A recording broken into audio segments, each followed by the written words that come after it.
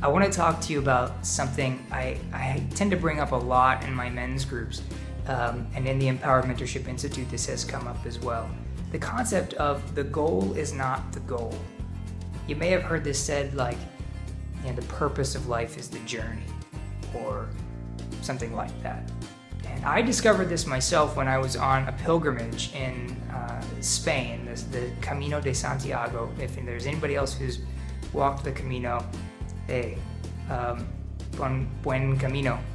I figured this out because after walking 500 or 600 miles, every day of which I got up and strapped on smelly boots and put on a heavy backpack and, ate what little breadcrumbs I had, I got up every morning with this goal in mind, which was to get to the end of the Camino, to get to Santiago de Compostela, to see the cathedral, to be at the end of the pilgrimage.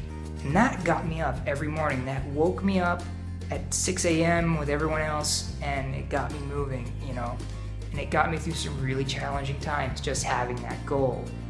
But at the end of that 500-mile trek, as the group of us, who you become a family with people who are hiking next to you, as the group of us were walking through the streets of Santiago de Compostela, we were coming up on the cathedral.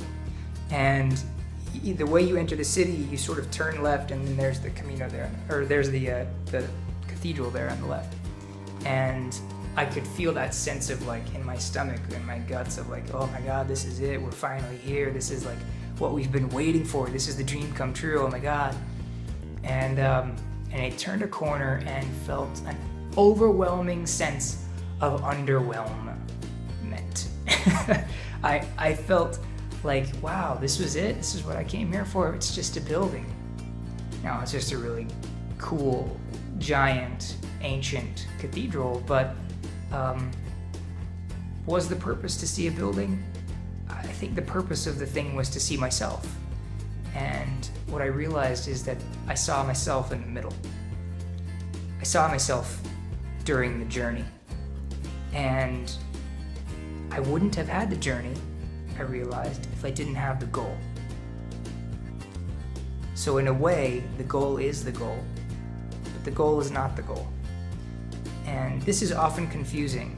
You set yourself up to get the girl, or get the job, or get the car, or whatever, and you get it, and it's not by itself fulfilling. It's not by itself empowering.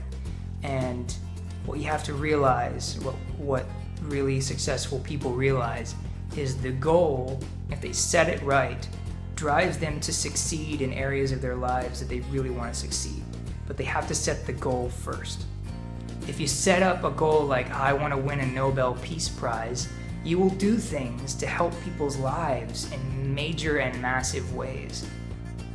And more than likely, whether or not you win the award is not ever going to be valuable to you. What's really valuable is that you tried every day to achieve something, to do something big.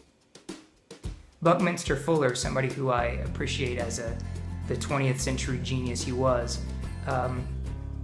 he figured it out mathematically that he actually made more money and was happier directly proportionate to the number of people he tried to help. So that he assumed that he should try to help everybody on Earth. Because if he did that, he maximized his potential wealth and his potential happiness. And he understood that the goal was not the goal. He might not help everybody on Earth, but the goal of trying to help everybody on Earth helped more people and helped himself more. And he realized how important it was to set up a big goal and march toward it, knowing that it might not get done. So the goal is not the goal. What is your big goal? What is the thing that's driving you? Have you set that up? And if you haven't, you need to do that. Really, I don't care how you do it, do it. If I can help you, jump into the Empowered Mentorship Institute. This is a really great way to find your superpower, to unlock the inner fire of yours, to really ignite your life and to set on a mission toward a big goal. So if you need that, this might be the place for you. You've been waiting for somebody to call. This is it. I'm calling. Thank you.